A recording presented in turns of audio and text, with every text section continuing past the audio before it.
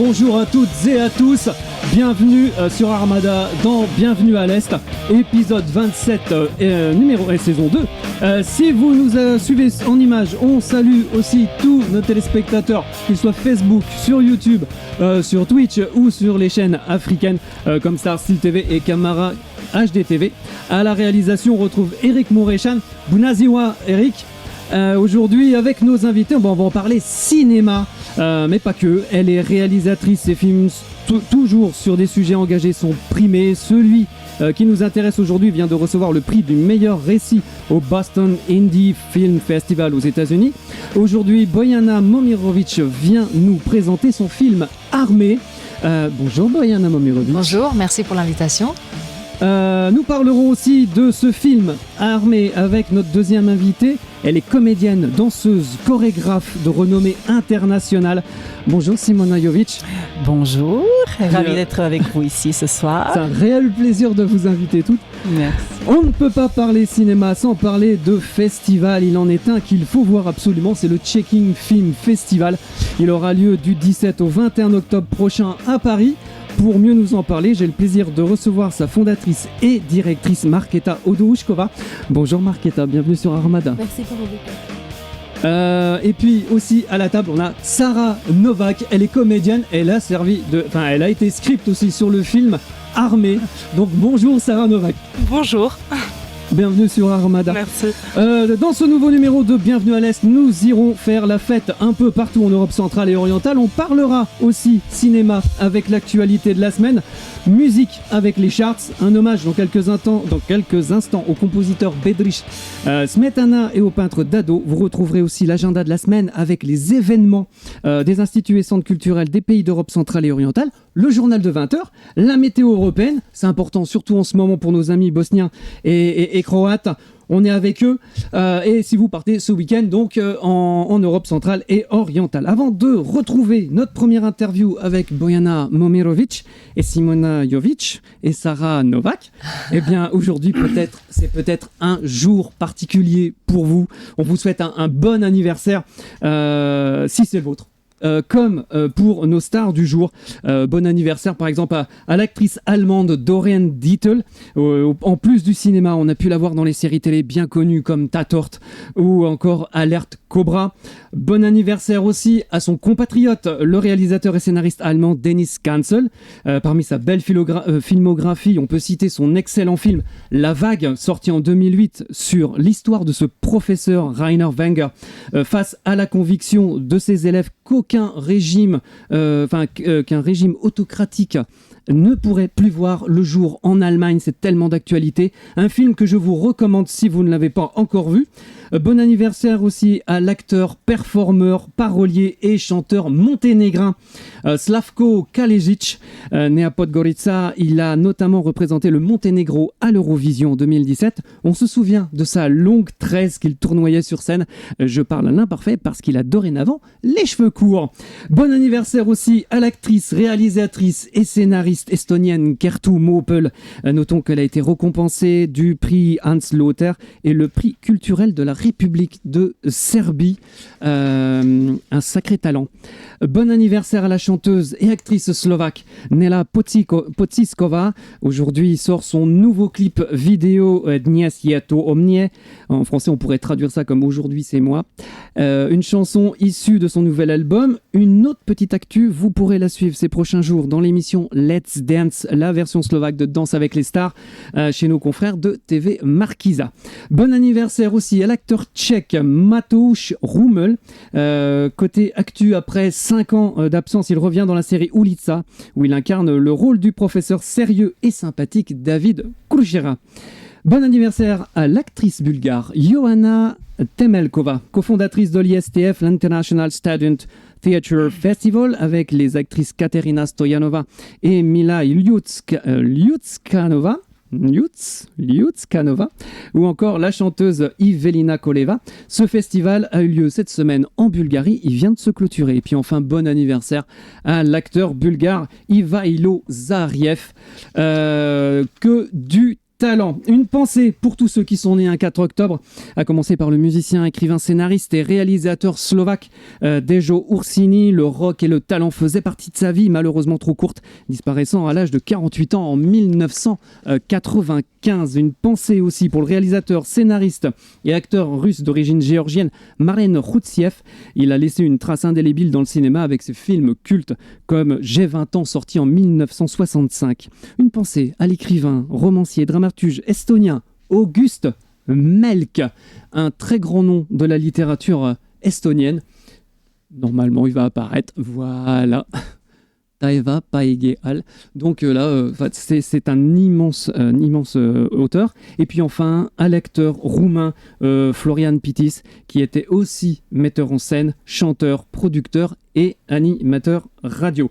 Place à l'hommage de la semaine avec un grand homme, Dado.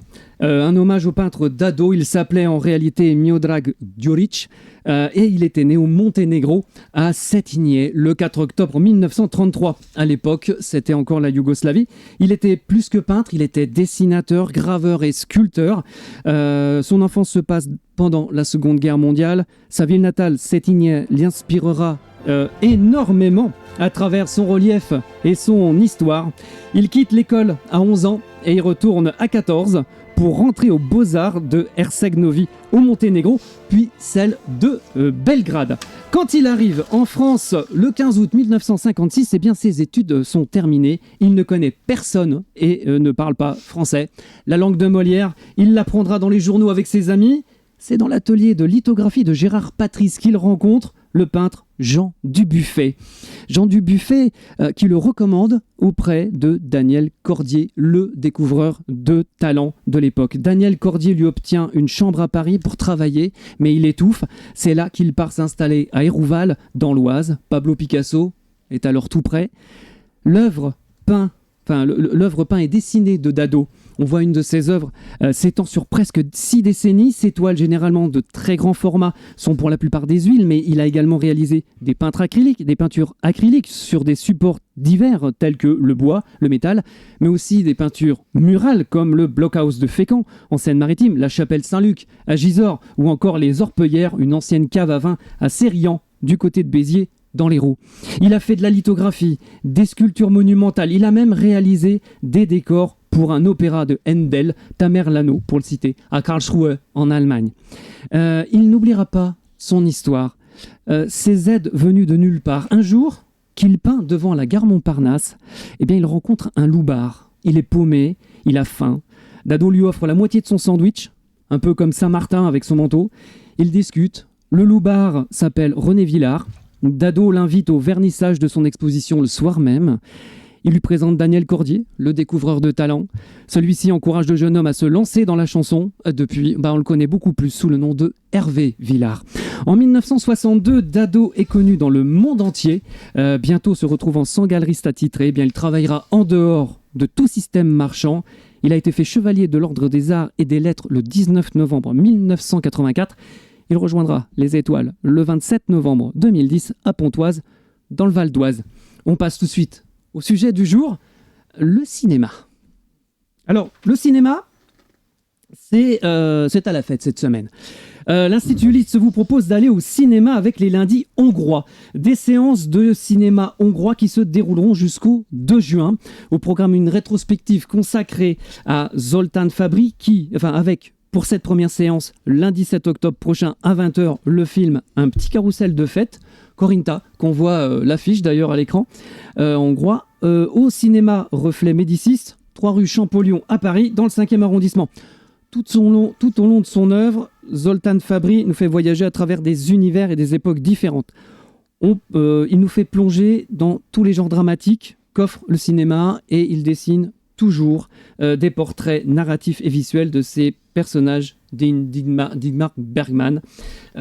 Zoltán Fabry, talent de l'art plastique, est un maniaque de l'ordre et de la maîtrise totale de sa création. 3 fois, il fut en compétition au Festival de Cannes. Il renaît devant le public français dans un quartier du quartier latin. On pense qu'il serait très heureux, en fait.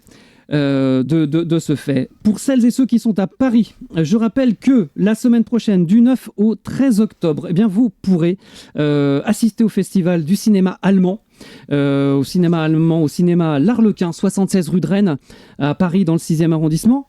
On vous en avait parlé la semaine dernière, de belles rencontres cinématographiques à faire. Allez dans les festivals, il y a toujours des belles rencontres à faire. On va en voir avec le Check-in Film Festival, par exemple. Si vous êtes du côté de Bordeaux, l'Institut polonais vous invite à la 17e édition du Festival du film polonais. Le festival commence ce soir et dure jusqu'à lundi 7 octobre au cinéma Utopia, 5 place Camille Julien à Bordeaux. L'ouverture du Kinopolska à Bordeaux s'ouvrira avec le film de Mela Ileach, de son vrai nom Elżbieta Pikias, et en présence de la réalisatrice qui s'est réservée pour le public bordelais. Chanceux. Programme donc auprès de l'Institut polonais. Si vous êtes au Luxembourg, sachez que en ce moment et jusqu'au 20 octobre se déroule le 17e film d'Europe centrale et orientale, le Cine East 2024. Parmi les films en compétition, on trouve entre autres le film Saaptaamana Mare Holy Week d'André Icon, mais aussi le film Akiplesha Toxique de Saole Biuvaite, sur le côté caché du monde de la mode. En ce qui concerne cette compétition, eh bien, le jury international sera présidé par le réalisateur roumain Alexander Nanau, qui donnera même une masterclass. Profitez-en. Cette année, le Cine East met la Croatie à l'honneur avec une programmation riche et diversifiée, avec des films, des invités, une soirée croate qui a lieu en ce moment même, un ciné-concert, une exposition collective de photos intitulée United We Stand. C'est un événement organisé en collaboration avec le Centre audiovisuel croate. Allez au cinéma. Avant de retrouver notre première invitée, la réalisatrice Bojana Momirovic, qui vient nous parler de son nouveau film Armée, dont on voit l'affiche pour ceux qui nous suivent à l'écran. C'est un film fort, un sujet engagé. Voici la bande-annonce.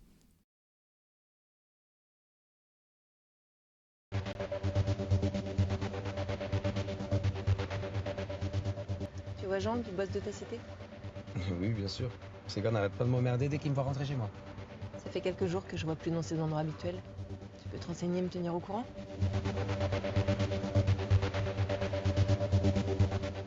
Lucky Green. 40,000 euros. But now you get only 20 for 10 Kalashnikov.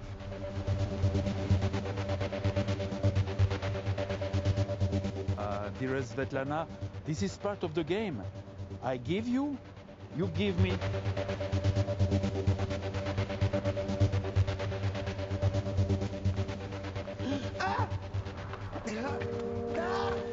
Arrêtez! Non!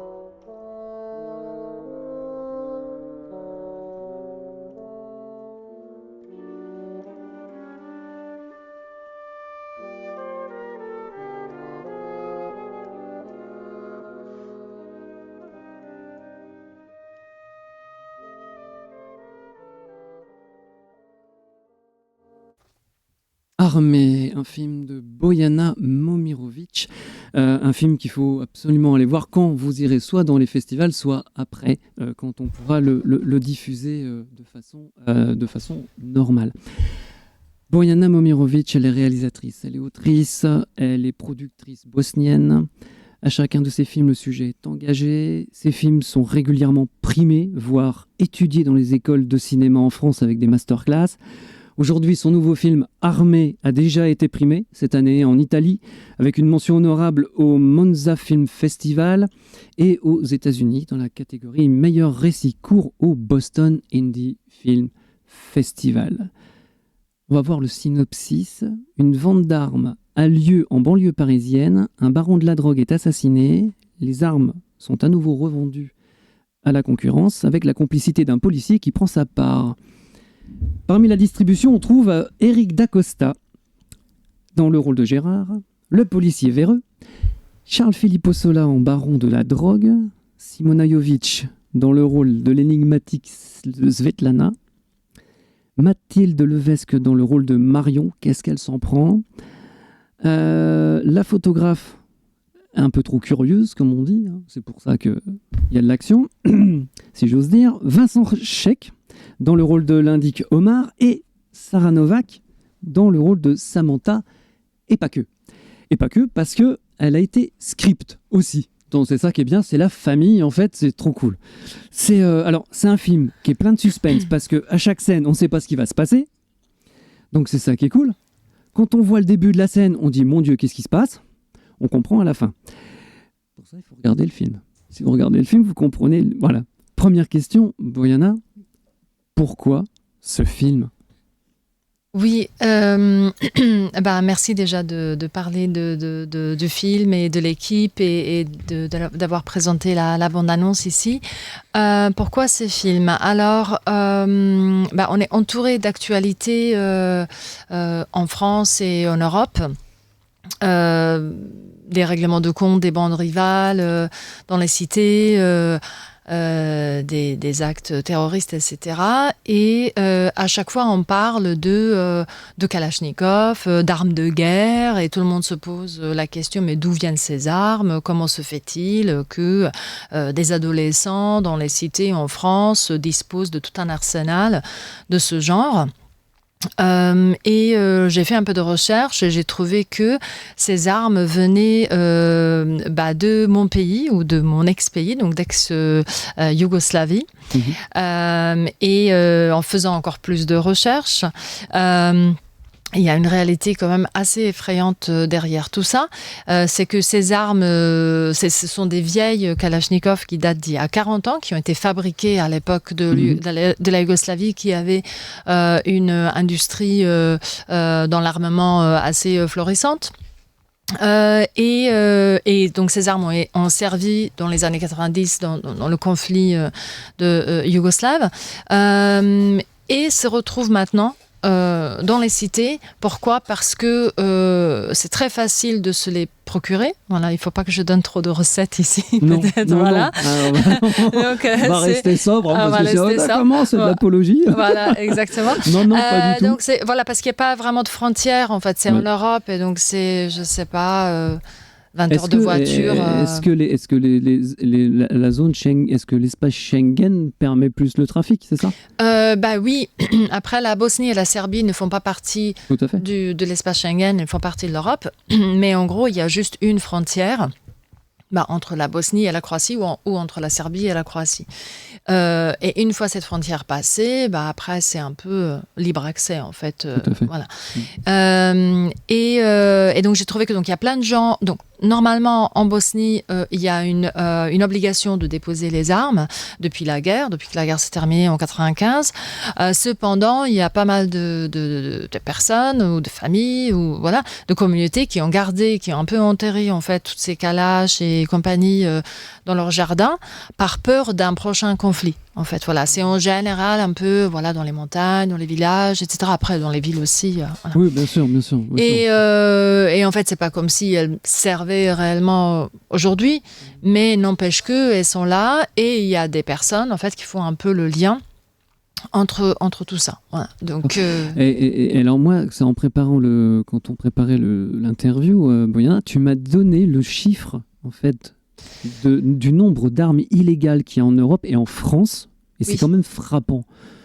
Oui, donc il y a un petit panneau à la fin du film où je donne quelques chiffres comme ça. Donc ce que j'ai trouvé en fait dans les différents documents où j'ai cherché de la documentation pour pouvoir faire le film et pour pouvoir faire quelque chose de crédible et réaliste.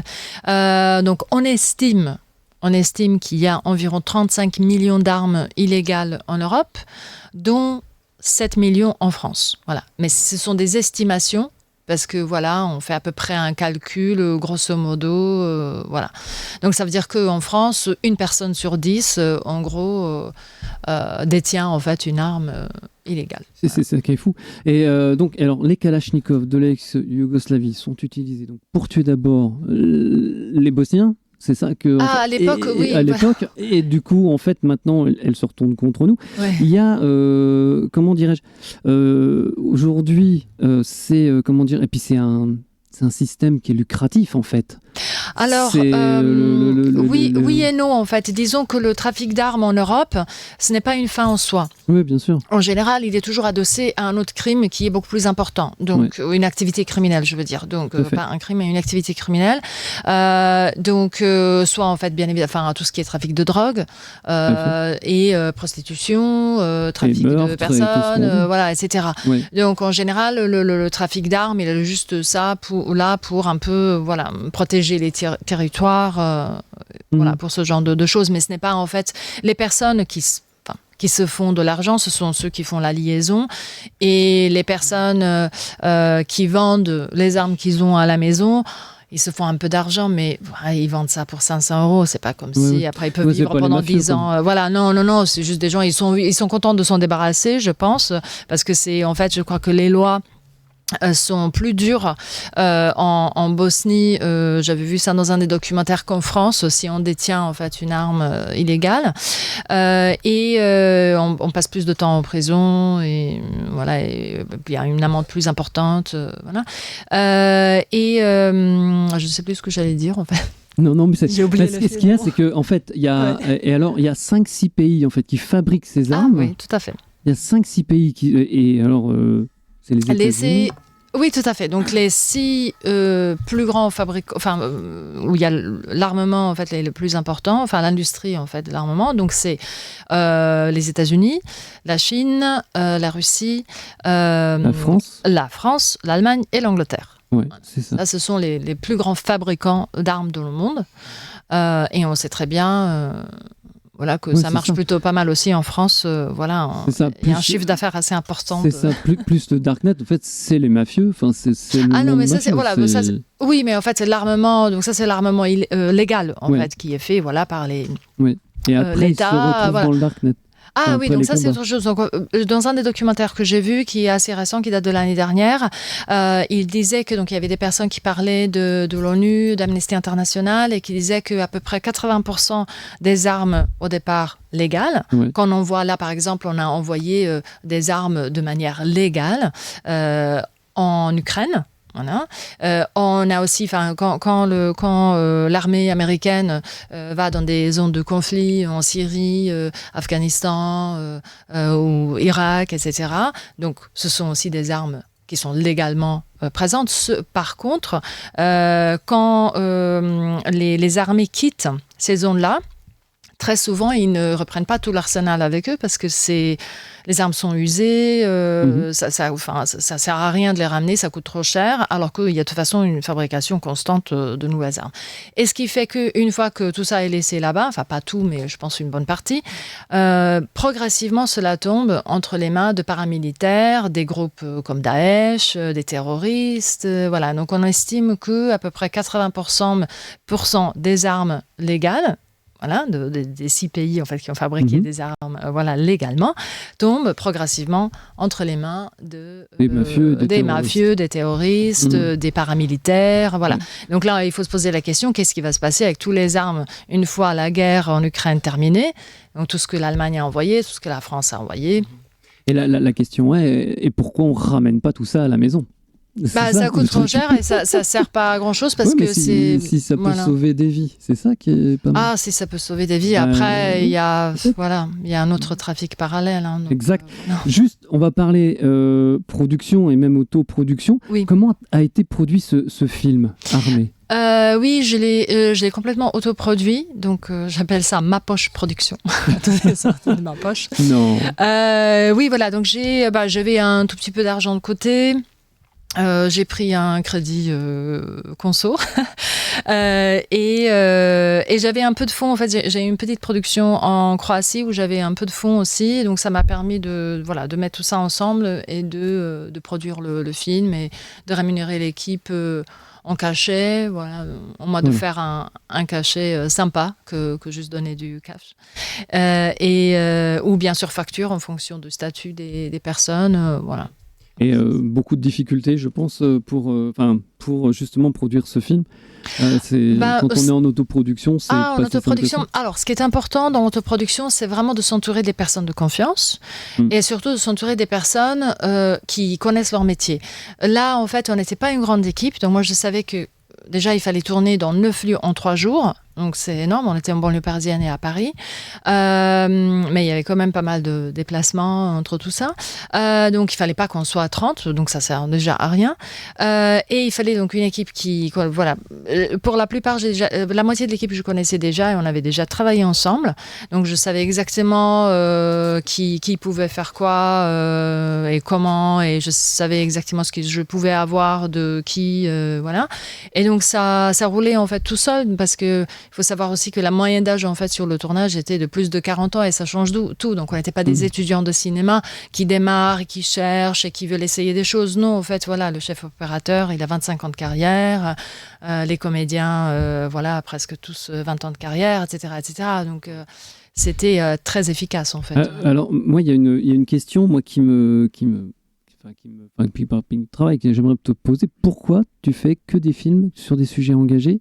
Je me rappelle la mission sur le harcèlement moral en milieu professionnel que tu as présenté ici dans nos murs, dans Camailleux de femmes, d'ailleurs animé par Véronica Antonelli, que vous pouvez retrouver le jeudi soir sur notre antenne. Pourquoi tu as envie de parler de sujets justement qui interpellent? En fait, je n'ai pas d'explication rationnelle. C'est juste des choses que j'ai envie d'exprimer, qui me touchent, qui sont aussi inspirées de mon expérience personnelle ou des histoires qui m'entourent. Et moi, j'ai juste envie de parler de ça. Après, j'ai aussi fait un film, en fait, c'est une histoire d'amour dans les années 30. Donc, il y a une petite exception. Oui, exactement. Voilà. Oui, mais il est triste quand même. Ça reste une ambiance. Dans les années 30, ça reste une ambiance. C'est pas anodin. Oui. Pourquoi années 30, c'est ça? Ça pose toujours la question. Il y a toujours le petit détail. Qui est intéressant, quoi. Oui. C'est génial. Là, concernant tous les autres sujets, oui, c'est vrai que c'est toujours des sujets engagés, mais franchement, ça vient vraiment spontanément. Hein. C'est pas comme si je me fais en fait un planning des choses, voilà, où je dis maintenant, voilà, bon. Ouais. Donc c'est plutôt des choses qui m'inspirent, où je peux entendre une chanson ou voir quelque chose à la télé et ça peut m'inspirer, ou entendre l'histoire de quelqu'un. Ou comme le prochain projet qui est en train de se dessiner. J'ai entendu parler d'une mini-série. Là, on croise les doigts pour que ça marche. Ça serait sympa, oui, mais c'est un très très grand projet, donc il faut voir, donc ça va pas se faire en claquant les doigts et donc je pourrais pas l'autofinancer comme Coppola il a fait son dernier film. Moi j'ai pas de vignes à vendre, donc malheureusement si quelqu'un a des vignes à vendre qui veut financer mon projet de mini-série, je veux bien. L'appel est lancé. Voilà, l'appel est lancé. Voilà. Oui, c'est une saga familiale dans les Balkans, enfin surtout en Bosnie, qui commence avec la chute de l'Empire ottoman et qui va jusqu'à nos jours. Et c'est l'histoire surtout de femmes, en fait, dans cette famille qui, à chaque génération, traverse une guerre. Donc, chaque génération perd tout. Elle doit complètement se reconstruire après. Et en fait, c'est vraiment génération après génération. Et ça, c'est vraiment inspiré de mon histoire et de toutes les personnes qui m'entourent, parce qu'effectivement, dans les Balkans et surtout en ex-Yougoslavie, les 5 générations en arrière ont toutes vécu une guerre. Donc la mienne, déjà, celle de mes parents, bien évidemment, on a vécu la même guerre. Ensuite, mes grands-parents, la Deuxième Guerre mondiale, mes arrière-grands-parents, la Première Guerre mondiale, ainsi de suite. Voilà, c'est interminable en fait. C'est dire la richesse qui va se préparer. Merci beaucoup, Bojana Momirovic. Retenez bien ce nom. C'est une chef. Vraiment. C'est gentil, merci. On passe tout de suite à l'agenda. Il est 19h29 sur Armada. L'Institut Liste et nos amis hongrois vous invite dimanche 6 octobre à 17h15 au festival VOVF Traduire le monde au château du Val-Fleury à Gif-sur-Yvette dans l'Essonne. Cette manifestation au grand public invite à découvrir la littérature mondiale à travers la voix des traducteurs et multiplie les ouvertures sur les cultures et langues d'expression françaises et étrangères.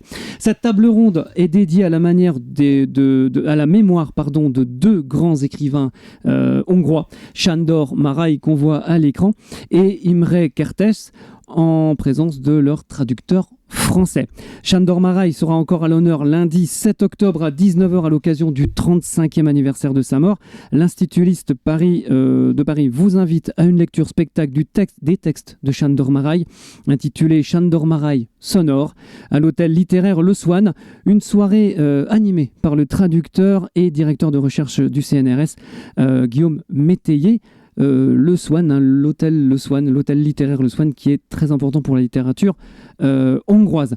L'Institut slovaque de Paris et le centre littéraire slovaque vous invite le 23 octobre prochain à 19h30 à la soirée littéraire à l'occasion de la parution de la nouvelle anthologie La poésie slovaque, tendre navette spatiale à la Maison de la Poésie. La lecture de poèmes de Katarina Kutzbelova, Michal Abay, Martin Solotruk et Peter Šulej sera interprété par des acteurs professionnels, Jana Bitnerova et puis moi-même.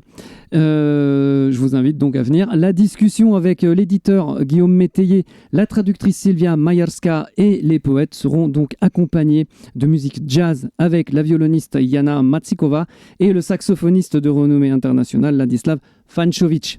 La Maison de la Poésie, c'est 157 rue Saint-Martin à Paris dans le 3e arrondissement. Réservation obligatoire avant lundi 14 octobre à l'adresse suivante si.paris@mzv.sk si.paris@mzv.sk. Si vous êtes en Belgique dans le Brabant flamand, eh bien la Biennale internationale de l'art de papier et de textile ouvre ses portes. Elle les ouvre demain jusqu'au 13 octobre prochain.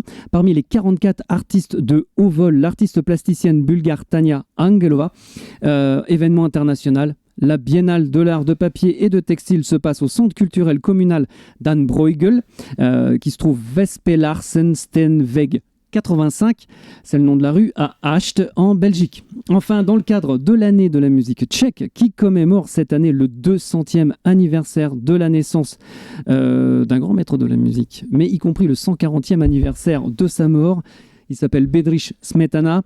Les centres tchèques vous invitent donc à la tournée européenne de l'orchestre de chambre contemporain Stromae, qui présentera ses créations originales inspirées de la vie et de l'œuvre du célèbre compositeur classique tchèque. Oui, c'est tchèque.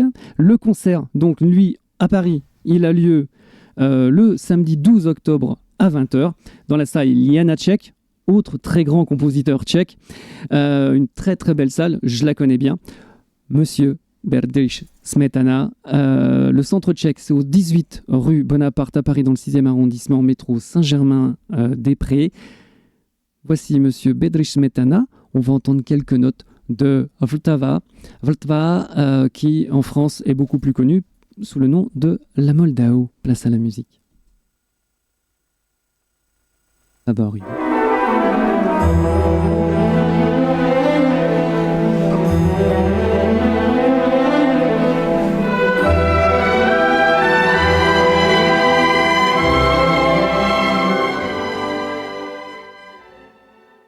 voilà, vous connaissez très bien. Et alors, je ne sais pas si vous avez bien entendu les notes, parce que tout à l'heure, on va entendre un générique, et je crois qu'il y a des résonances dedans. C'est ça qui est cool. On va en parler. Oh, je me suis fait... Et oui. Et oui, le Czech Film Festival, et oui, tchèque. Il est Bedřich Smetana n'a donc pas composé que ça, bien entendu. Mais voilà, je vous invite à redécouvrir ses œuvres en ces 200 ans, dans cette 200e année de sa naissance. Vous le savez, peut-être on passe à la fête. On va passer à la fête dans Europe centrale et orientale. Vous le savez peut-être, aujourd'hui et demain, la France accueille le 19e sommet de la francophonie à Villers-Cotterêts, dans l'Aisne. L'occasion pour rappeler que la langue française est parlée sur les 5 continents par plus de 321 millions de personnes à travers la planète, à qui je tiens vraiment à rendre hommage, surtout quand le français n'est pas la langue maternelle du pays natal. Merci d'ailleurs à tous nos invités qui viennent ici, qui en général de naissance, ils ne parlent pas le français, et en fait finalement ils l'apprennent et ils sont francophones, et ça franchement ça me touche beaucoup. Chez nos amis aussi, on fait la fête aujourd'hui 4 octobre en Croatie, et dans les communautés juives, on fête Rosh Hashanah, c'est le nouvel an. Il faut savoir qu'en Croatie c'est férié pendant 2 jours pour la communauté juive. Cette année c'était hier et aujourd'hui. Demain on sera le 5 octobre, et ce sera la journée mondiale des enseignants de l'UNESCO. Ce sera aussi la fête des professeurs. On fête Dan Učitelja le 5 octobre en Croatie, à travers une journée non travaillée dans les écoles. Donc, est-ce qu'ils travaillent samedi peut-être? En Lituanie, on fête le Mokytojo Diena le 5 octobre, tout comme en Russie avec Dien Učitelja, pour coïncider avec la journée mondiale donc, des enseignants de l'UNESCO. Avant, de 1965 à 1994, pour info, c'était le premier dimanche d'octobre. En Lettonie, c'est toujours le cas puisqu'on fêtera les enseignants ce dimanche, le 6 octobre. Le 6 octobre, ce sera aussi en Allemagne la fin de la fête de la bière, la fin de l'Oktoberfest, après 16 jours de fête, notamment à Munich, toujours avec modération. En Hongrie, ce sera le moment de se souvenir. On commémorera les martyrs d'Arad, ces 13 généraux exécutés le 6 octobre 1849, fusillés ou pendus, à commencer par Vilmos Lazar à Arad, aujourd'hui dans l'ouest de la Roumanie, à la suite de la révolution hongroise de 1848 contre le pouvoir des Habsbourg. Rappelons que 1848 sera l'année de la révolution des peuples, qu'on appellera plus tard en 1948 le printemps des peuples, que ce soit en France, en Hongrie, en Autriche, en Italie, dans la future Roumanie, en Allemagne, en Pologne ou encore dans la future Slovaquie, etc., etc. Cette semaine aussi, on fera la fête sur le continent, en Autriche. Et plus précisément, dans le land de la Carinthie, on fêtera le 10 octobre prochain la journée du vote populaire. En allemand, c'est Tag des Volksabstimmung en autrichien. Donc un événement qui fait partie de l'histoire de l'Autriche, mais aussi de la Slovénie. On commémorera en effet le référendum de Carinthie, organisé le 10 octobre 1920, à la suite du traité de Versailles, traité redessinant la carte européenne suite à la Première Guerre mondiale. La population de Carinthie devait choisir d'intégrer la République d'Autriche ou le royaume des Serbes, Croates et Slovènes, future Yougoslavie. Après d'âpres débats entre le nord et le sud de la région, les résultats ont favorisé l'Autriche avec 59,04% des voix, soit 22 025 votes, et la Yougoslavie ne récoltant que 40,96% des voix, soit 15 278 voix. Voilà pour l'histoire. Les fêtes, c'est l'histoire, c'est des commémorations, c'est des fêtes qui sont drôles aussi. Voilà, il faut voyager et donc découvrir, et pourquoi pas découvrir bien sûr des fêtes qui sont importantes. Et on va découvrir une femme. Il est 19h38 sur Armada. Simona Jovic parle 4 langues, le serbo-croate, le tchèque, le français, l'anglais. Elle est actrice. On l'a vu dans plusieurs spectacles, dont Stranger Things, The Experience sur Netflix, et dans plusieurs films, dont Armée de Bojana Momirovic, dans le rôle de la sombre Svetlana. Svetlana, qui veut dire pourtant lumière. Tiens à le dire. Simona Jovic est aussi danseuse.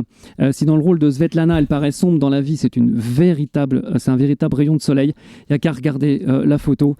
Tout le monde vous le dira. Simona Jovic s'est produite partout dans le monde en tant que danseuse soliste ou en collaboration avec d'autres artistes de musique et de danse du monde, dans des lieux tels que le Palais des Beaux-Arts de Bruxelles, en Belgique, l'Institut du Monde Arabe à Paris, le Centre National des Arts Indira Gandhi à New Delhi en Inde, l'Auditorium Bank à Montréal au Canada, ou encore au Teatro Colonial de Buenos Aires, entre autres. Donc en Amérique du Sud, c'est l'Argentine, si je ne me trompe.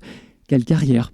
Qu'est-ce qui t'a amené à t'exprimer par l'art dramatique et par la danse, Simona? Bienvenue encore. Merci beaucoup. Moi, je viens d'un pays qui est très paradoxal, d'une région qui est très paradoxale, donc l'ex-Yougoslavie, qui est vraiment un mélange il y a toute une partie sombre qui s'exprime dans le film de Bojana, et puis le contrepoids est fait à travers énormément de joie, beaucoup de musique, de danse, de fête, et c'est quelque chose qui n'est pas de l'ordre du folklore, ça fait partie de la vie quotidienne. C'est une partie très importante de la vie quotidienne, parce que c'est un peu là qu'on trouve le refuge. Combien de fois dans ma vie personnelle, quand j'ai eu des choses difficiles à gérer, je me suis dit, mais quoi qu'il arrive, ça, on ne peut pas me l'enlever. Ces musiques-là, ces rythmes-là, ces mouvements-là, on ne peut pas me l'enlever. Et pour moi, c'est énorme. Et je ne suis pas la seule. Ouais.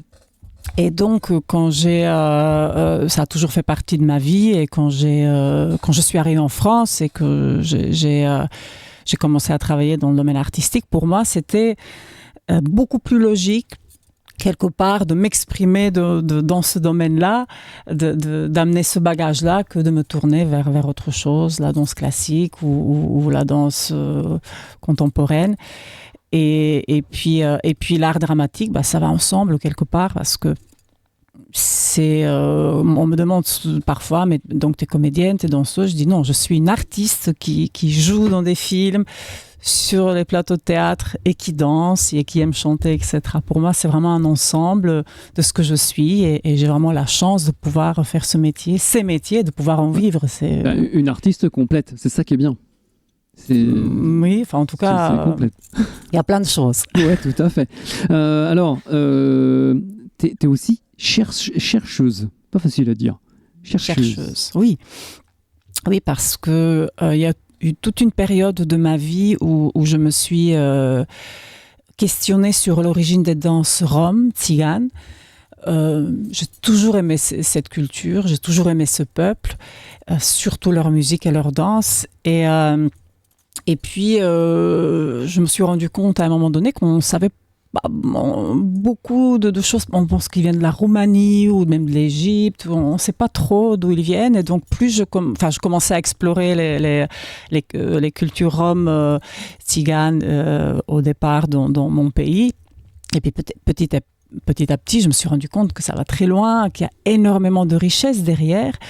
Et donc, la seule façon de vraiment explorer ça, en tout cas au niveau de la danse, c'était vraiment d'aller sur place. Donc moi, pendant des années, j'ai fait des voyages dans les communautés roms, dans les communautés nomades, jusqu'en Inde, à travers l'Asie centrale, un petit peu partout. Et puis voilà, ça c'était vraiment le sujet des danses et musiques roms. Mais après, j'ai énormément élargi. Je m'intéresse à plein de choses, mais en tout cas, oui, chercheuse au sens sur le terrain, pas chercheuse des livres, c'est vraiment pas mon truc. Tout à fait. Alors, donc du coup, en plus de chercheuse, donc tu enseignes tes découvertes, tes connaissances à travers le monde, que ce soit la danse en Inde, en Arménie, en Turquie, en Grèce, au Brésil, dans les pays des Balkans, en Europe centrale et orientale. Sous quelle forme tu transmets ce savoir important et très riche du coup? Sous quelle forme? C'est des conférences? Ateliers, masterclass, conférences. Alors, mon préféré, ce que j'aime le plus, et ce que je fais depuis des années, c'est d'organiser des voyages dans ces pays-là. Parce que ce sont des musiques, des rythmes, des danses qui se vivent vraiment dans le contexte. C'est la meilleure façon. C'est bien aussi dans une salle de danse, mais ça ne peut jamais être la même chose. Donc moi, j'adore amener les gens dans des villages, dans les communautés roms, chez des nomades, ou juste dans un village grec, ou en Serbie, ou ailleurs. Donc j'organise ces voyages culturels où les gens peuvent venir, l'accès sur la danse, mais ils viennent aussi pour découvrir des traditions, de rencontrer la population locale.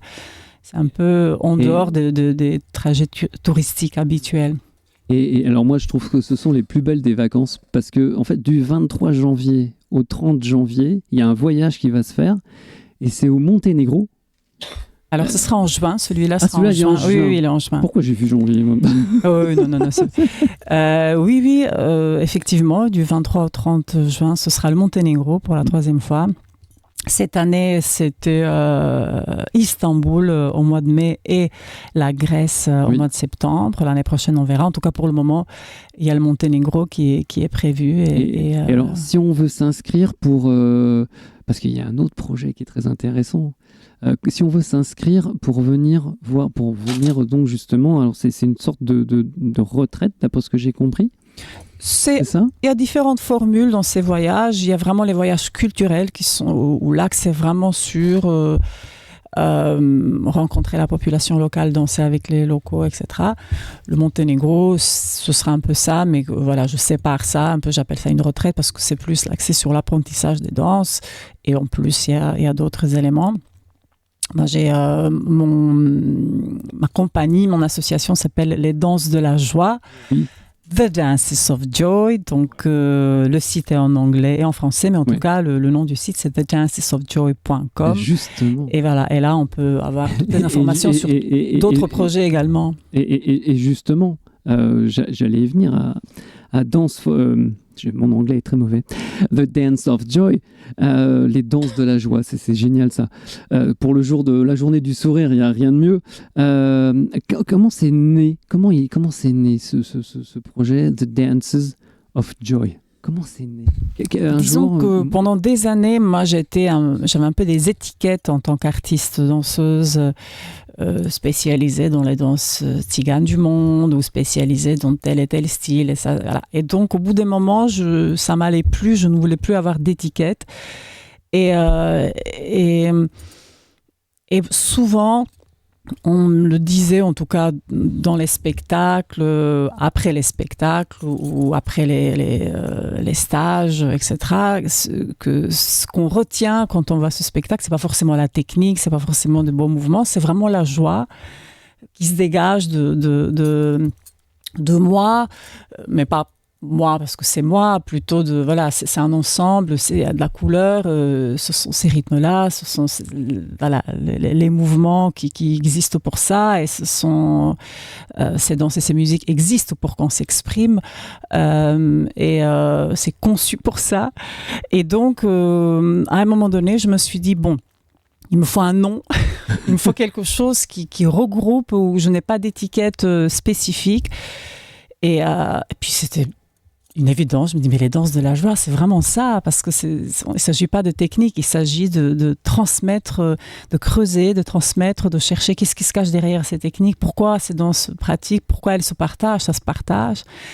Ce ne sont pas forcément des danses de solistes, même si je les fais aussi. Et voilà, et donc et il ne s'agit pas que des trucs joyeux, festifs, ça peut être nostalgique, mélancolique, envie de pleurer, etc. Mais pour moi, ça englobe tout ça, parce que il s'agit au final, même s'il s'agit de pleurer, on en est libéré, après il y a un poids qui se libère, et c'est la joie qui reste. C'est la danse de la vie, comme on dit. La danse de la vie, ça. La vie est faite de joie et de tristesse. De exactement. Toute façon, c'est très riche, et ça parle très très bien. C'est franchement. Puis les costumes, en fait, c'est fait maison. Enfin, je veux dire, c'est comment dire. Oui. Alors moi, je fais 1m83, donc oui. Ils sont faits sur mesure, parce que c'est très difficile de trouver les costumes. Voilà, ça arrive, mais c'est plutôt rare. Ouais. Non, c'est vrai, c'est excellent. Il y a comment dirais-je. Alors oui, alors. Il y a un autre projet aussi, c'est le 23 novembre prochain, si je ne m'abuse. C'est un workshop qui est intitulé Balkan Roma Dance. C'est quoi? Donc, qu'est-ce qu'on attend? Qu'est-ce qu'on va y voir? Moi, j'ai beaucoup enseigné à l'international. Jusqu'au Covid, j'ai fait des tournées non-stop. C'est-à-dire que pendant au moins 10-15 ans, je n'ai pas réussi à défaire ma valise complètement, mais je n'exagère pas. Et donc, le Covid a tout arrêté. Je n'ai pas forcément eu envie de reprendre ça. Donc, occasionnellement, on me demande de faire un masterclass sur Zoom, ce que je n'aime absolument pas. Je le fais très rarement. Là, c'est tout un groupe de danseuses professionnelles qui ont envie de continuer à se former. Ils sont au Brésil. Donc, voilà, j'ai accepté de faire... ce projet pour elle, c'est vraiment pour elle, pour tout un groupe de danseuses. Donc ça se fera en ligne. Après, moi en France, j'ai toute une liste d'ateliers qui se font les vendredis soirs. Ouais. J'ai d'autres projets. Il y en a 16, c'est ça, c'est 16 vendredis. On a de la chance de l'avoir en fait ce soir, parce que normalement, il y aurait pu y avoir danse ce soir. En fait. Mais il aurait pu. Il aurait pu. Mais ce n'est pas le cas. Et puis j'ai d'autres danseuses que j'aime, qui sont pleines de vie, pleines de joie aussi. Et donc, on peut regarder l'affiche. Les ateliers adultes, Paris dans le 14e, danse de la Méditerranée, danse tzigane. Voilà, c'est 16 vendredis dans l'année, de 18h à 20h. Donc voilà, si vous voulez apprendre à danser, et puis surtout respirer la joie, voilà, il faut rejoindre Simona Jovic. Simona Jovic. Merci. Parce que le J se prononce Ya. Et comme il n'y a qu'en français qu'on prononce J. Dans les autres langues, ça se prononce Ya. Là, il y a encore un autre événement qui, donc, c'est celui-là. Oui, c'est ça. c'est celui qui C'est sera celle-là. sur Zoom. Sur Zoom le 23 novembre. Donc, on peut te suivre sur les réseaux, sur Bien sûr, ouais. voilà, Simona Jovic avec un J. Jovic avec un J Avec et un C J. à la fin. Voilà, ou sinon sur le site simonajovic.com. Je le Oui, prononce je exprès n'y en mets pas les français. actualités, mais Non. il y a un lien Vers tout. vers tout, donc c'est Voilà. suffisant. C'est d'aller visiter ce site. Et puis, alors, dans le film Armée, incroyable. C'est Je tout ce voulais que j'ai à juste dire. dire justement à quel point en fait Simona a livré un rôle et un personnage tout le contraire de ce qu'elle est. C'était vraiment incroyable. Elle a fait peur à tout le monde, même ceux qui la connaissent depuis longtemps. Surtout ceux qui me connaissent depuis Surtout, longtemps. Voilà. Je pense que ta famille a moyennement apprécié la fille. Mais non, c'est bien. C'est Mais- que c'est une actrice. C'est une vraie actrice, Voilà. en fait. Non, moi, C'est ce que ça. je voulais oui, dire, oui. c'est que je lui ai donné ce rôle et je savais qu'elle allait livrer quelque chose de super, mais elle est allée au-delà de toutes les attentes et c'est absolument incroyable comment elle a fait ce switch Ah oui. des danses de la joie vers la tueuse. Voilà. C'est le talent. Retenez bien ces noms. Bojana Momirovic, Simona Jovic et Sara Novak. C'est la petite cerise sur le gâteau dans le film. La petite cerise sur le gâteau, franchement. Il est 19h52, on va passer donc aux charts. Aux charts aujourd'hui à midi, hein, c'était la sortie du clip du groupe serbe Modelki avec Troreza Blisko. On passe aussi en Roumanie. Alors là, ça va être tout à l'heure. En Roumanie, à découvrir le nouveau clip de la chanteuse Ami intitulé Interstellar. 2 minutes 55 de musique, un bonheur aux couleurs lunaires. En Slovaquie, c'est la douceur, c'est la poésie du nouveau clip de Susanna Smatanova en duo avec Richard Hautner. Un clip en noir et blanc. Quand je dis qu'il y a de la poésie, il y a de l'amour, il y a de la nature. C'est un très très beau clip. Et puis enfin, on vous en parle souvent de cette chanteuse slovène, Sedina. Son nouveau clip sorti il n'y a pas longtemps, qui s'appelle Phuket, marche très bien. Déjà plus de 219 000 vues sur YouTube en seulement 2 jours.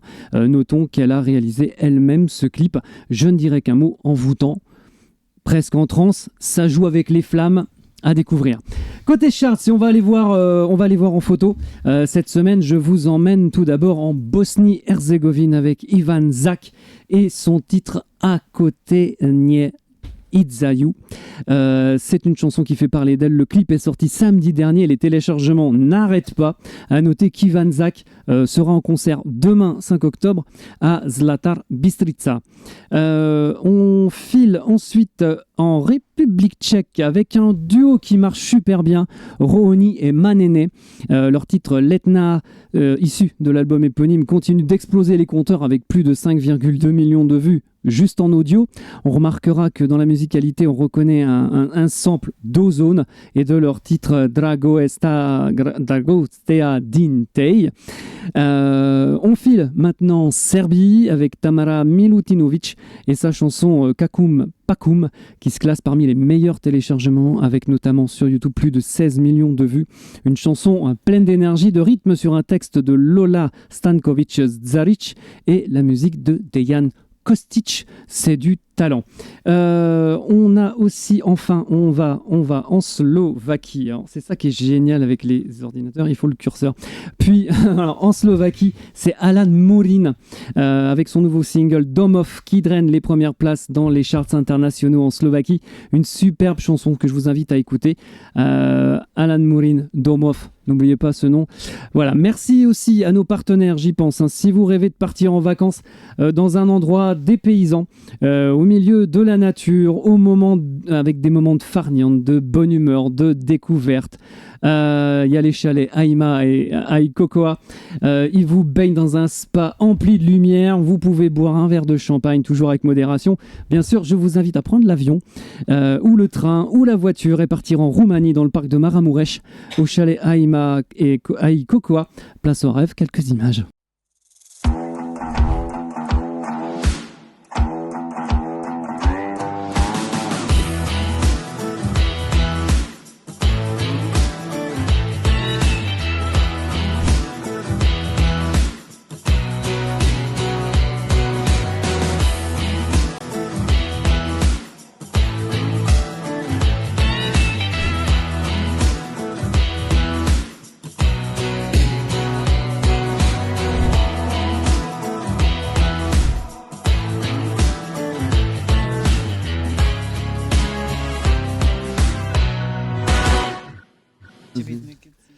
C'est un endroit vraiment magnifique. Et puis la fédération France-Slovaquie qui permet de mieux connaître la Slovaquie à travers la planète qui n'a jamais rêvé de s'arrêter, de courir après le temps, de découvrir des lieux magiques dignes des plus grands films d'aventure, de faire du sport ou pas en pleine nature, découvrir la gastronomie en mangeant un schwanze ou découvrir les trésors des papilles. Quelques images pour vous emmener en Slovaquie.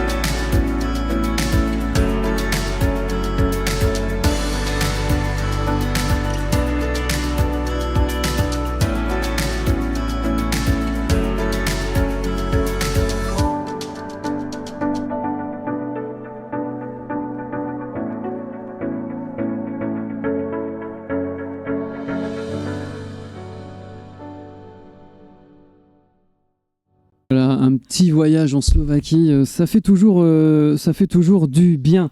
On va passer à la météo.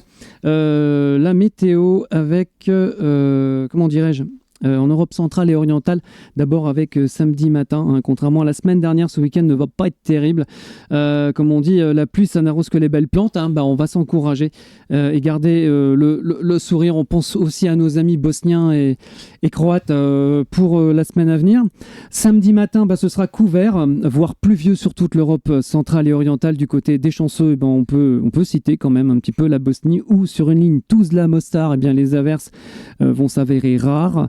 Mais il y a aussi le nord de la Serbie qui sera sous le beau temps, comme à Kikinda, ou encore en Roumanie avec du beau temps sur Constanța et Sulina. Les averses seront rares du côté du parc de Maramureș. À noter qu'on annonce de l'orage à Craiova, au sud du pays. Côté température, les matinales iront de 6 degrés à Riga en Lettonie, au nord jusqu'à 12 degrés au sud, comme à Vranje en Serbie. Le maximum pour la matinée, ce sera le littoral roumain, avec 21 degrés. Samedi après-midi, pas d'amélioration. Il faudra prévoir le parapluie, même si par endroits les averses pourront se raréfier, comme à Žilina en Slovaquie ou encore à Banja Luka en Bosnie-Herzégovine. En Roumanie, on notera l'arrivée des nuages sur Constanța, avec 25 degrés quand même. Côté température, peu d'évolution. Les maximales varieront de 11 degrés à Vilnius, Varsovie et à Prague, jusqu'à 18 degrés à Sofia au sud. Le maximum pour Bucarest avec 26 degrés, 13 degrés à Berlin, Bratislava et Košice, 16 degrés à Sarajevo et à Budapest, de 16 à 18 degrés en Serbie. Dimanche matin, on remet le couvert, sauf dans les pays des Balkans où on peut craindre des ondées, comme en Bosnie-Herzégovine où la pluie sera faible. On attend aussi de la pluie en Pologne, en Ukraine, en Biélorussie, et de rares averses peuvent faire leur apparition en Hongrie. Il pleuvra aussi en Croatie et on attend aussi des inondations. Côté Mercure, les minimales seront plus fraîches que le samedi matin.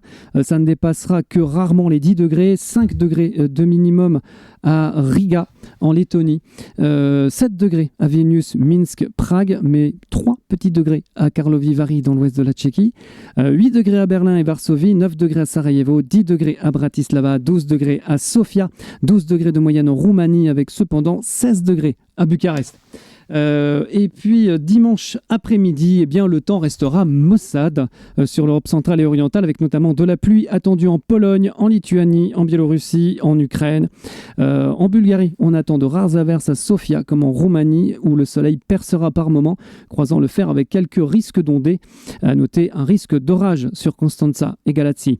Côté température, les maximales ne monteront pas très haut. 8 degrés de minimum à Vilnius en Lituanie, 9 degrés à Varsovie et Minsk, 13 degrés à Prague et à Brno, 15 degrés à Tuzla, 16 degrés à Niš en Serbie comme à Cluj-Napoca en Roumanie. Tout de suite, place aux 20h et au journal. Alors, le journal... Le journal. D'abord l'Autriche avec les élections législatives.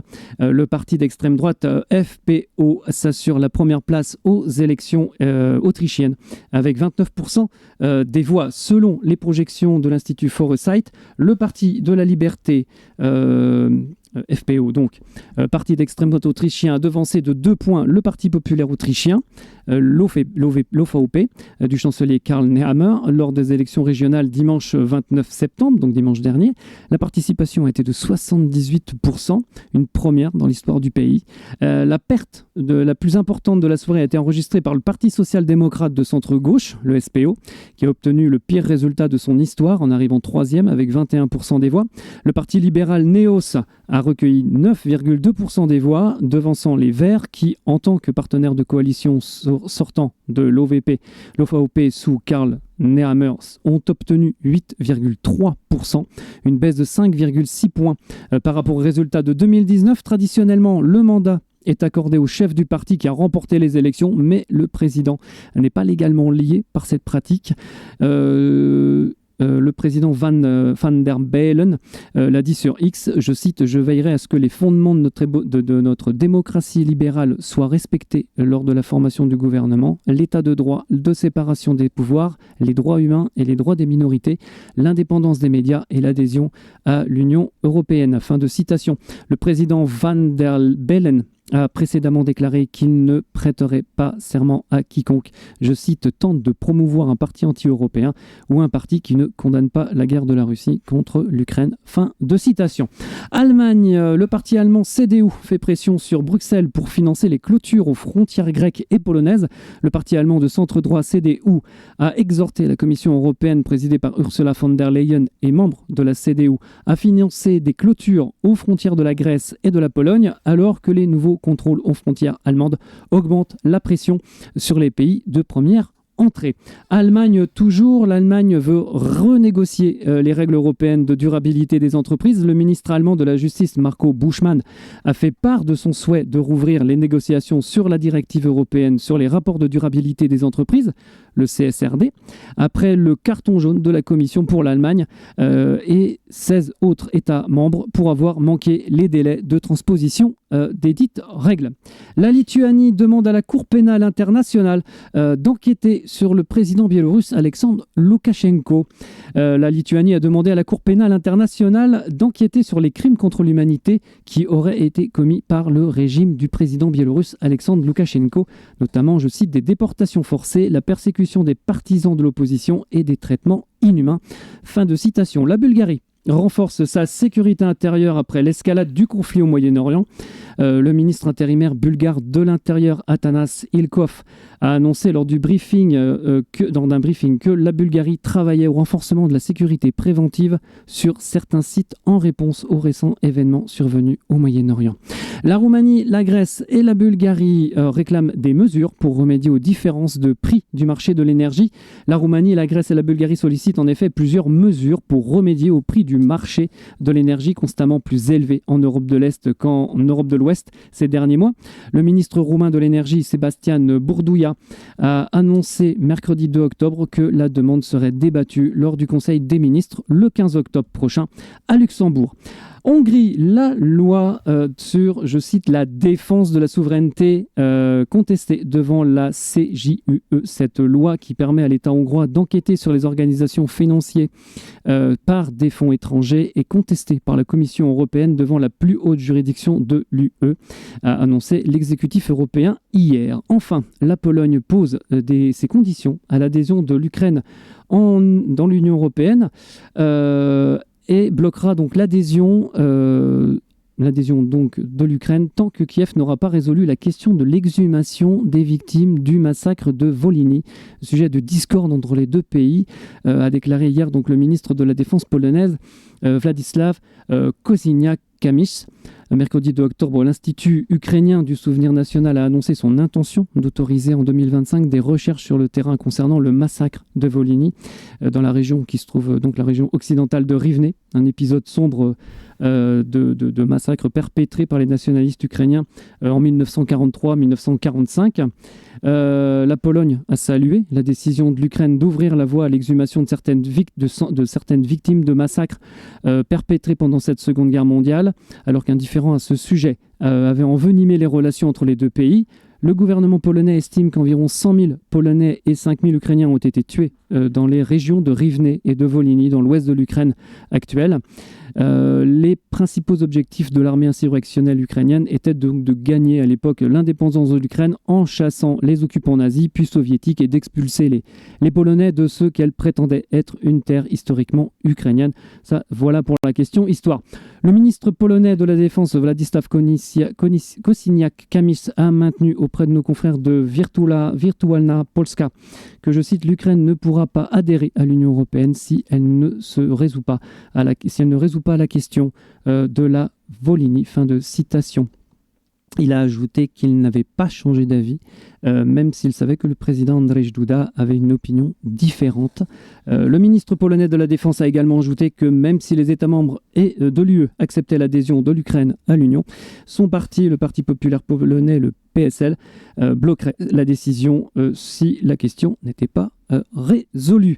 Et puis une pensée aussi pour la Bosnie-Herzégovine, où des inondations ont fait au moins 14 morts. Les fortes pluies qui se sont abattues sur le centre du pays ces dernières 24 heures ont causé des inondations et d'importants glissements de terrain, en particulier à Jablanica, au sud-ouest de Sarajevo, ou encore à Fojnica et à Kiseljak. En Croatie, une alerte rouge aux inondations a été lancée par les autorités autour du port de Rijeka, en Istrie et dans le centre du pays. Des inondations sont donc attendues. On est de tout cœur avec eux. Et puis, on a cependant une petite bonne nouvelle. Et c'est Marquita qui va nous l'annoncer. Il est 20h08 sur Armada. Au niveau de la musique, il y a une super bonne nouvelle. On va jouer du piano. Oui, puisque tu as parlé, merci Jérôme, puisque tu as parlé de l'année de la musique tchèque et de Bedřich Smetana. Oui. J'ai une excellente nouvelle à annoncer. Je viens directement du Centre culturel tchèque, puisque je suis, à part de travailler dans le cinéma, aussi présidente d'une association qui s'appelle A3P, association Piano Paris Prague, qui est une association des compatriotes tchèques qui, il y a 2 ans, a lancé une collecte publique pour un achat d'un piano, un nouveau piano pour le Centre culturel tchèque. Et c'est un piano de meilleur type, de meilleure marque qui existe, Steinway & Son. Steinway & Son, le meilleur piano du monde. Le meilleur piano du monde, puisque un des fondateurs de notre association, c'est Krzysztof Mařatka, compositeur d'origine tchèque, qui est donc aussi établi en France. Et donc, il a eu cette idée pour qu'on puisse accueillir des concerts et offrir à cette occasion de l'année de musique tchèque un instrument de meilleure qualité. Ouais. Et donc, nous avons réussi à trouver, à collecter à peu près 70 000 euros. 70 000 euros de collecter, voilà, c'est beau, et c'est vraiment juste incroyable. Et je remercie aussi des centaines de compatriotes tchèques et des mécènes qui ont rendu ça possible. Aujourd'hui, il y a 2 jours, nous avons acheté le piano et aujourd'hui, nous avons signé un contrat avec le Centre culturel tchèque, un contrat de donation. Et à l'occasion de la journée de Smetana, le 12 octobre à 17h le 12 octobre à 17h. Le 13, pardon, le 13. Le 13, oui, c'est un dimanche. C'est un dimanche, parce que la veille, il y a un autre concert, justement, que tu as mentionné. Oui. Mais le 13, on va donc inaugurer ce piano. Il y aura un concert avec des œuvres originales de Christophe Majenka, de Jan Dušek, des artistes qui vont venir directement de Prague, des artistes qui travaillent avec le Printemps de Prague, le fameux festival de musique. Il y aura un verre d'amitié. Donc, il reste encore quelques places.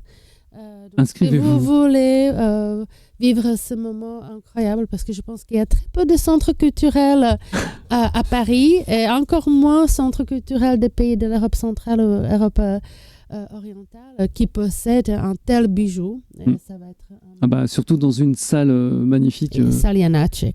Ouais, la salle Janáček, elle est vraiment magnifique. C'est tout en bois, la sonorité, elle est magnifique. Enfin bon, bref.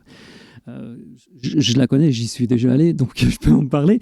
Non, vraiment, c'est vraiment magnifique. Merci Nous sommes beaucoup, vraiment heureux parce qu'on dit chaque Tchèque est un musicien.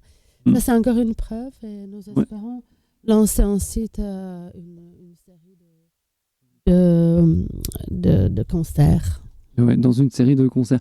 Et en parlant de musique, alors je te disais tout à l'heure quand j'entendais les notes de Bedřich Smetana, je me suis dit c'est marrant, ça me rappelle quelque chose. On va juste 30 secondes, ça dure pas longtemps et c'est le générique du Check-in Film Festival. Et après on parle cinéma avec Markéta Udušková.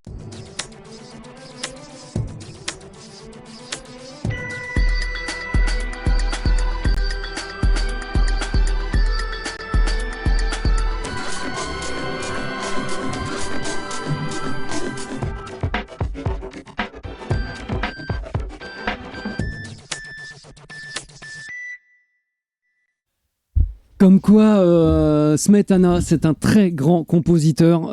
On peut le mettre à tous les genres, y compris contemporaine, moderne et ultra.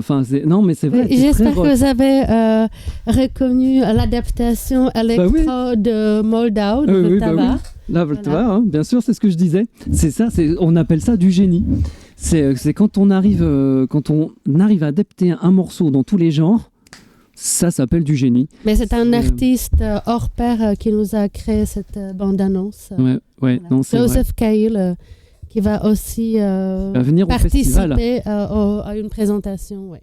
Exactement. Donc parlons cinéma, juste entre nous. Vous avez jamais vu mon père? Regardez Bedřich Smetana, c'est son sosie. Enfin, mon père, c'est le sosie de Bedřich Smetana. Salut papa. Parlons cinéma avec un festival qui me touche beaucoup et tu en sais quelque chose Martha puisqu'on a travaillé sur une précédente édition. C'est le Check-in Film Festival. Plus qu'un simple festival, c'est un voyage au cœur de l'Europe à la découverte de la culture tchèque et d'Europe centrale où chaque projection vous transportera dans des univers cinématographiques variés. Le festival Check-in, c'est un pont, et j'aime bien la définition que tu en fais, c'est un pont entre la France et la Tchéquie, entre le passé et le présent, une fête du cinéma qui vous fera voyager bien au-delà des écrans. Et c'est là que j'ai envie de dire vive le cinéma. La 10e édition aura lieu du 17 au 21 octobre prochain. C'est très bientôt. On voit l'affiche à l'écran à Paris, au cinéma Saint-André-des-Arts, 30 rue Saint-André-des-Arts à Paris dans le 6e arrondissement. Métro Saint-Michel. Pour mieux en parler, que dire de mieux que Markéta Udušková qui dit 10 ans, dit grosse fête. Ça fait quoi de fêter la 10e édition, les 10 ans? Oui, en fait, il n'y a pas que 10 ans. Non, c'était avant, mais là, officiellement. Ça fait en fait 15 ans qu'on est lié à ce projet. Évidemment, il y avait quelques années pendant lesquelles on n'arrivait pas à réaliser les éditions. Mais ça fait 15 ans qu'on a lancé ce projet et c'est un bébé qui a grandi être. Et donc, on a partagé notre vie avec ça. On a vu évoluer, transformer, prendre sa forme. Et je pense qu'il se fait déjà aussi connaître dans notre milieu de notre communauté. Et tous les ans, les gens viennent suivre des nouveautés. Qu'on a concocté, voilà. C'est génial. Non, franchement, là, on voit même un programme puisqu'il va y avoir aussi donc le Prague Audiovisual Fund. Il y a il y a plein d'événements vraiment à aller voir.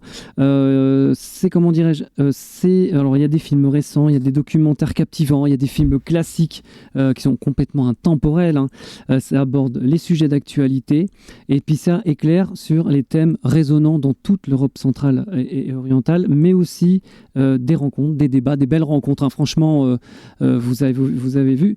Comment s'est fait le choix des films ?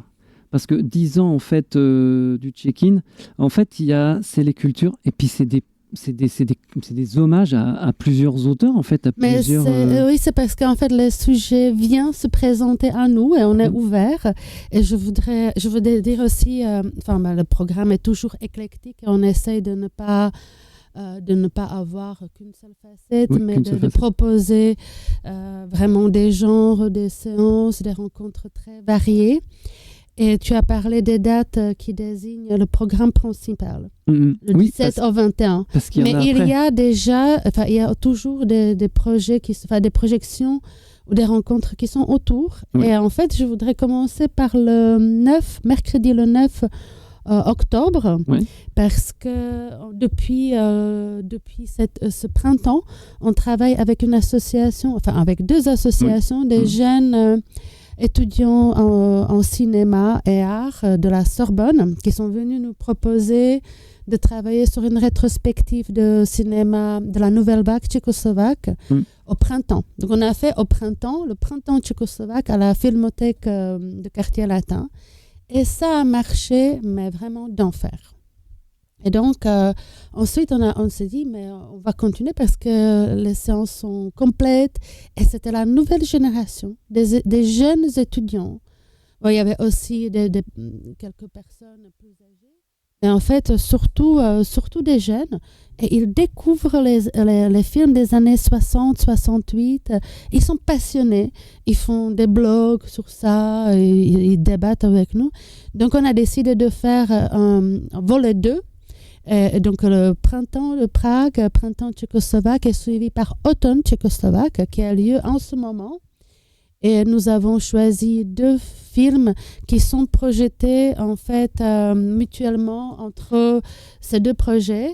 Et donc le magnifique film de Jaromír Jireš qui s'appelle Valérie et la semaine des merveilles sera projeté donc le mercredi 9. Le 9, ouais. Et j'ai inclus dans mon programme principal aussi un film de cette époque-là, l'unique film de l'éminence grise de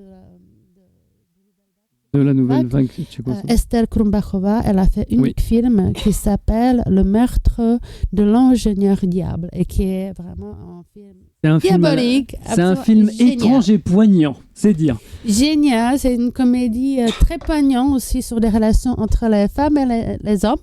Les hommes et les femmes, voilà. Et c'est un duo de 2 acteurs absolument brillants, tchèques. Et il n'y a que c'est en solo, c'est vraiment... En fait, il faut savoir que Esther Krumbachova, pour ceux qui la connaissent pas, c'est une très grande dame du cinéma tchèque. Elle est réalisatrice, elle était scénariste, elle était plasticienne, elle faisait plein décoratrice. Enfin, si vous connaissez Les Petites Marguerites de Věra Chytilová, ou les films de Jan Němec, en fait, c'est elle qui a eu les idées. C'est elle qui était derrière la mise en scène, les décors, les costumes. Les Petites Marguerites, c'est vraiment c'est visuellement très connu. C'est elle qui a fait tout le visuel du film.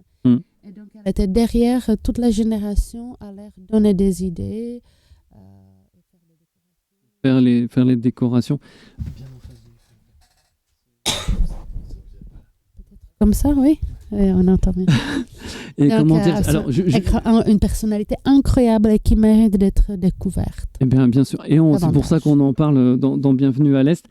Bienvenue à l'Est parce que je viens de l'Est.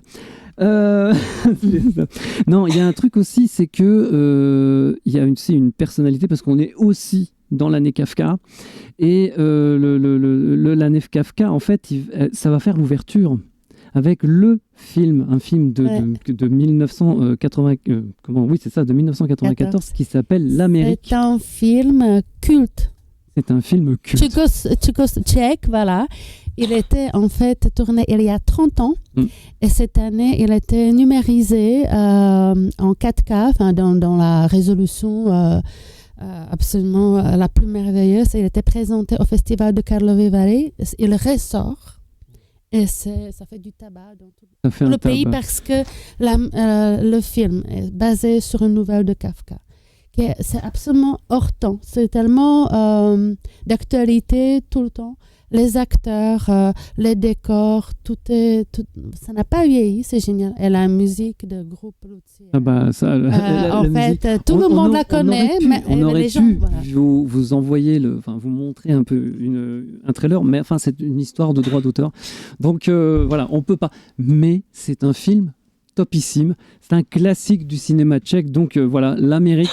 C'est donc c'est d'ailleurs le premier film de Vladimir Michalek. Oui. C'est important et c'est costaud quand même de s'attaquer à un monstre pareil qu'est Franz Kafka. Mais je trouve que depuis, il y a peu de films qui ont dépassé dans ce genre-là. Et ce qui est peut-être aussi intéressant de mentionner, c'est qu'il y a un travail d'architecture et de décor assez étonnant et ça fait penser à Karel Zeman, qui est très connu en France aussi, notamment pour Dirigeable volé ou d'autres films des années 60, 70. Donc, je vous recommande de venir voir ce film exceptionnel parce qu'il est inédit. Il n'a jamais été montré en France. Profitons des grands écrans. C'est l'hommage à Kafka aussi. Et vous allez voir, il y a des choses à dire aujourd'hui. Le message ne perd pas d'actualité. Exactement. Donc, vous voulez passer une bonne soirée, 17 octobre, le soir, c'est au cinéma Saint-André-des-Arts à 19h30. 19h30. Et notre partenaire habituel, c'est la société qui s'appelle Les Bières Tchèques, exportateurs des bières tchèques en France, qui se sont associés à nous. Disons, vous amenez, nous, on amène le meilleur de la Tchéquie en termes de bière, et vous amenez le meilleur en termes de cinéma. Donc, en 5 minutes, notre accord était conclu et on offre toujours un verre d'amitié après le film, comme ça on peut discuter. Et cette année, on a une particularité avec l'Université Charles, avec leur club d'alumni. On a fait une coopération et tous les étudiants français qui ont été en Tchéquie, en Erasmus, maintenant ça commence déjà à faire un peu des parler, gens. Voilà. Donc ceux qui ont fait des études en Tchéquie, Erasmus ou en séjour, ils vont avoir des tarifs réduits et ils vont avoir une bouteille de bière tchèque gratuit, voilà, pour encourager cette comme on est en France, c'est toujours avec modération, sauf le cinéma. Là, vous pouvez aller à fond, voilà. Mais bon, la bière, toujours avec modération. Voilà. C'est, comment dirais-je, il y a aussi les 35 ans de la révolution de velours qui va être honoré à travers un documentaire qui s'appelle Ici Havel, vous m'entendez, avec Václav Havel, le premier président tchécoslovaque puis tchèque. Et très grand auteur. Tu as mentionné beaucoup d'anniversaires. Oui. Et tu en as raté un parce que demain, ça serait l'anniversaire de 88 ans depuis la naissance de Václav Havel. Et c'est un peu une coïncidence. Mais il se peut que notre ancien président, il venait d'une famille de cinéastes. Parce que son oncle et son papa ont créé les studios de Barrandov, le Hollywood de l'Europe centrale. Et Václav, il a grandi entouré par des plus grands stars de cinéma tchécoslovaques. Et il aurait aimé faire le film, parce que les communistes et le régime totalitaire lui est complètement interdit. Donc quand il a fait sa carrière de dissident, écrivain, dramaturge, à 75 ans, il a finalement quitté et s'est retiré de la vie politique. Et il a fait son premier film à 75 ans sur qu'est-ce que c'est de se retirer de la politique.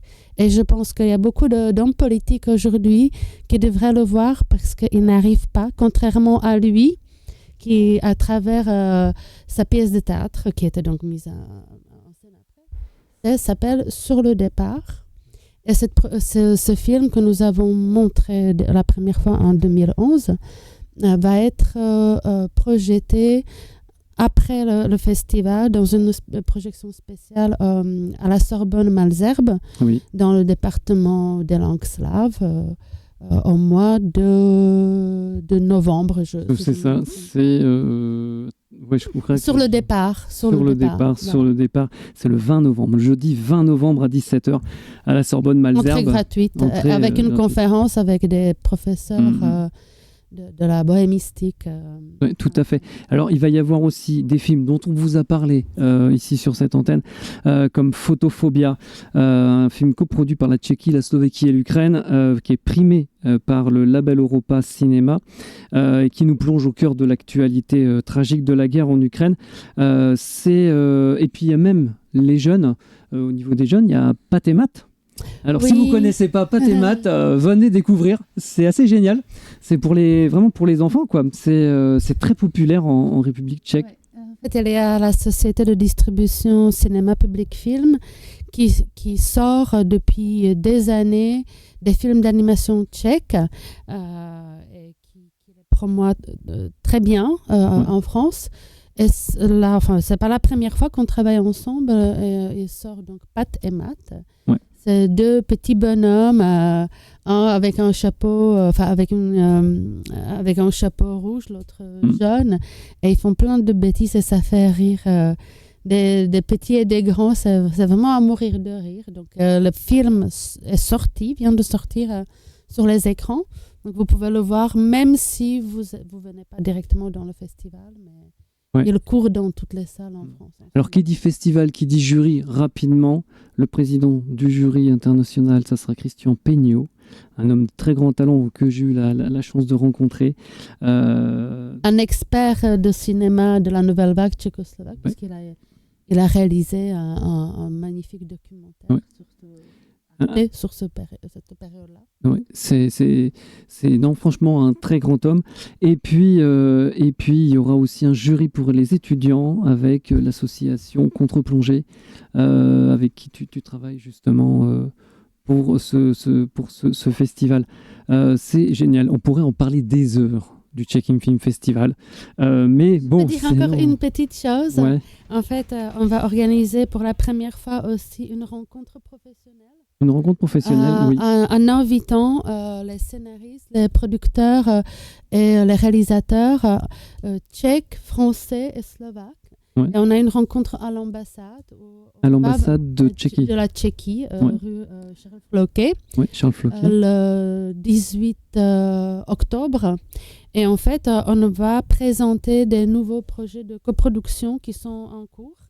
Et ça, la rencontre va débuter avec une présentation de fond de cinéma. Dans le micro. Et puis, on aura un modérateur qui est un journaliste des cahiers de cinéma. Et c'est super prestigieux. Et on a aujourd'hui une publication dans cahier de cinéma. Comme quoi, voilà. Voilà, ça porte... voilà. On est dans comme la Palme d'Or de Sheen Baker. On est dans le même cahier. On est super heureux. On espère que les films de coproduction vont ensuite aussi être sélectionnés à Cannes. Et avoir on croise des les palmes. doigts. On parlerait des heures avec nos invités. Merci beaucoup d'avoir accepté notre invitation. Merci beaucoup Markéta Udošková d'avoir accepté mon invitation. Je rappelle le Tchèque Film Festival qui se tiendra du 17 au 21 octobre au cinéma Saint-André-des-Arts, 30 rue Saint-André-des-Arts à Paris, dans le 6e arrondissement. Merci beaucoup à Bojana Momirovic et Simona Jovic et alors le rôle de Samantha, je vous dis juste une perle, c'est Sarah Novak. On n'a pas eu le temps de parler, c'est que partie remise avec le film Armée, à voir absolument hein, quand vous pourrez le voir.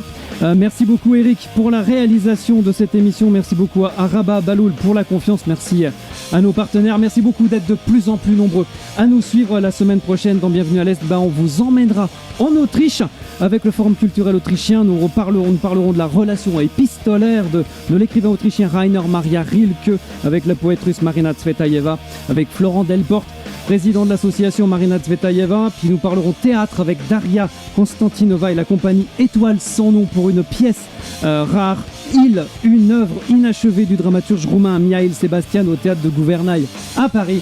Dans un instant, vous avez rendez-vous avec Claude Alexis et l'émission Le Fil de l'Avenir. Retrouvez-nous donc toute la semaine avec la page Facebook de l'émission Bienvenue à l'Est.